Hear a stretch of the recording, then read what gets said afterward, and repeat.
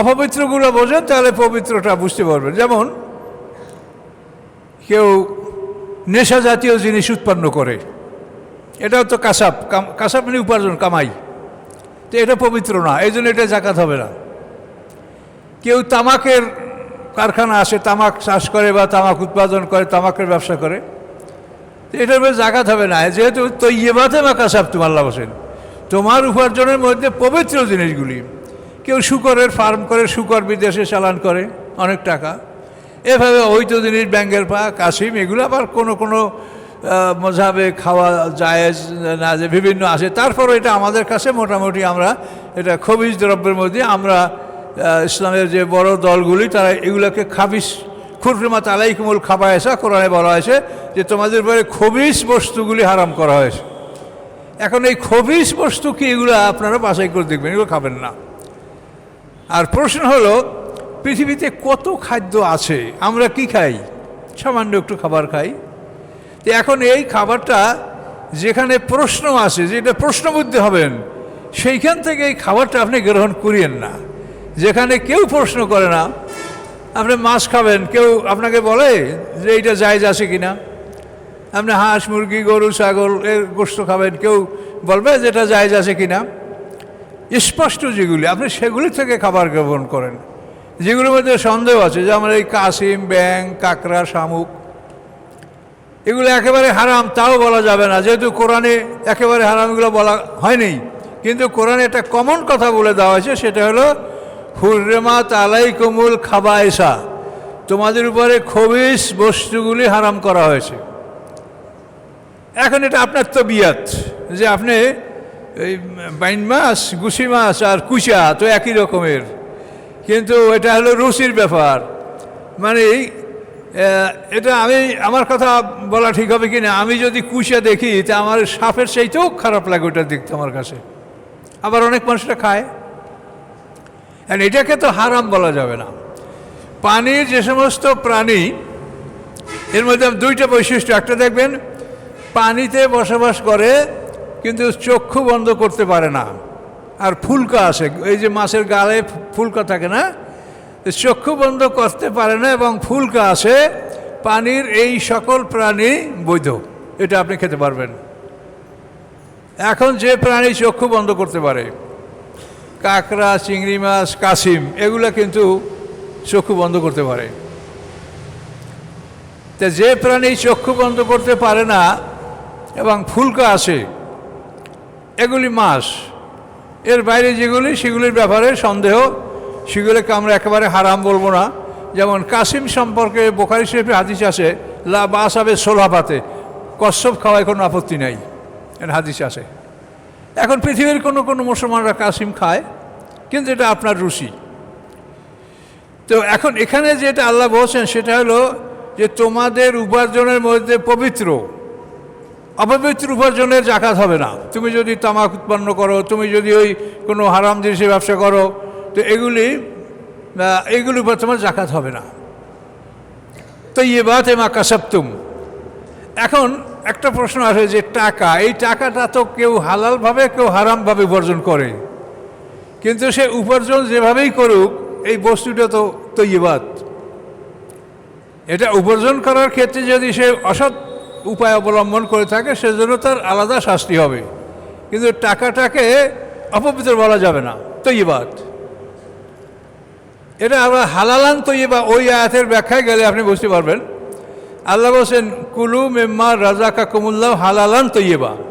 এখানে দুইটা জিনিস স্পষ্ট করা হয়েছে, একটা হচ্ছে বৈধ আর একটা দুইটা শর্তে তুমি খাও, হালাল এবং তৈয়ব, পবিত্র।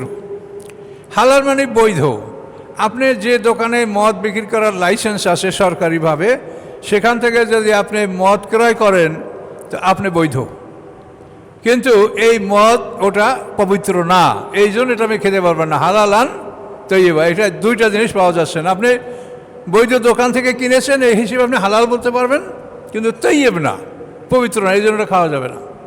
হালালান তৈয়বা। তো এই জন্য একটা জিনিস বৈধ এবং পবিত্র, আপনি যদি বৈধভাবে অর্জন না করেন তো এটা হালাল হবে না। যেমন একটা ছাগল যদি কেউ চুরি করে খায়, তো এই ছাগলটা তো পবিত্র, কিন্তু সে ওটা অর্জন করছে অবৈধভাবে, তাহলে ওটা তৈয়ব ঠিকই আছে কিন্তু হালাল নাই, যেহেতু এটা সে চুরি করে সংগ্রহ করেছে। এইভাবে জিনিসটা বুঝতে পারবেন। তো আল্লাহ বলছেন দুইটা শর্তে তুমি খাবে, বৈধ হবে সাথে সাথে পবিত্র হবে। আর জাকাতের ব্যাপারে কিন্তু দুইটা কথা না বলে আল্লাহ বলছেন কি তৈয়বাতে মা কাসাবতুম, এখানে হালালের কথাটা বলে নাই। তুমি যে পবিত্র জিনিসগুলি অর্জন করো, উপার্জন করো, কাসাব মানে কামাই করা, তুমি যে কামাই করো এটার থেকে তুমি জাকাত দিবে। তাহলে টাকা যদি কেউ অন্যায়ভাবেও উপার্জন করে, সে টাকার মালিক হয়, তাহলে টাকার জাকাত তাকে দিতে হবে, জাকাত তার উপর ফরজ। সে দিবে কি না দিবে সেটা তার ব্যাপার, আমরা আইনের কথা বলছি যে তার উপরে এই টাকা জাকাত দেওয়া ফরজ। আপনি পৃথিবীর যেখানেই থাকেন বা আপনার সম্পদ যেখানেই থাকুক, আপনি যে সম্পদের মালিক সেই সম্পদের জাকাত আপনার ফরজ। আপনার টাকা সুইস ব্যাংকে আছে না পৃথিবীর অন্য কোথাও আছে, যেখানে আপনি যদি মালিক হন আপনার উপরে জাকাত ফরজ। এটা হলো আইন। কাউকে ধার দিছেন, দিবে কি দিবে কিনা, যদি দাবি সেরে দেন তাহলে গেল, আর যতক্ষণ আপনার দাবি যে আমার টাকা, ততক্ষণ পর্যন্ত টাকা আপনাকে জাকাত দিতে হবে। হালনাগাদ দেন অথবা বাকিতে দেন, দিতে হবে। তো এখন আল্লাহ বলছেন যে তোমার উপার্জনের মধ্যে পবিত্র বস্তুগুলির তুমি জাকাত দিবে। এখন বুঝতে পারলেন তো, যদি কেউ তামাকের কারখানা থাকে, কারো যদি ইয়াবার কারখানা থাকে, তার ফেন্সিডিল কারখানা থাকে, বা এইরকম অনেক অবৈধ জিনিস আছে যেগুলি হয়তো আমরা সব আপনাকে বলতে পারছি না। এই অবৈধ বস্তু যেগুলি গ্রহণ করা হারাম, এই সমস্ত মানে বস্তু উপার্জন করলে এটার উপরে জাকাত হবে না। তো তৈয়বাতে মা কাসাবতুম। তো এখন এ হলো ব্যবসা বাণিজ্য, আয় বাণিজ্য, তার উপরে এই কথাটা বলা হয়েছে।